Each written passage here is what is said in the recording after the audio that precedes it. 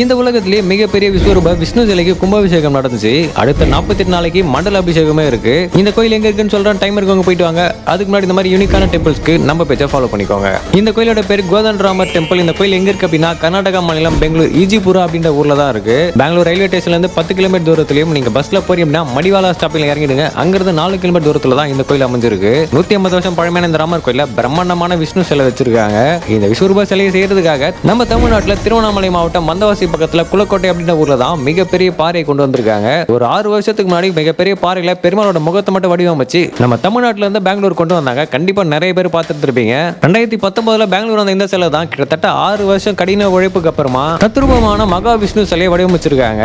இந்த கும்பாபிஷேகத்துக்காக அனைத்து நதிகளில் இருந்தும் நீர் கொண்டு வரப்பட்டிருந்துச்சு. உண்மையை சொல்லணும்னா இந்த கும்பாபிஷேகம் பார்க்கறது காண கண்கோடி வேண்டுங்க. வான் உயரத்துக்கு இருக்க இந்த பெருமாள் சிலையை பார்க்கறதுக்கு பெருமாளை வந்து நேர்ல காட்சி கொடுத்த மாதிரி இருந்துச்சு.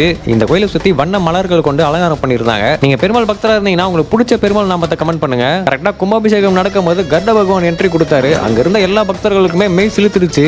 நீங்க பெங்களூர் போறீங்க அப்படின்னா கண்டிப்பா உங்க ஃப்ரெண்ட்ஸ் ஃபேமிலி இந்த கோயிலை விசிட் பண்ணுங்க. தெரியாத நிறைய பேருக்கு இந்த வீடியோவை ஷேர் பண்ணி விட்டுருங்க.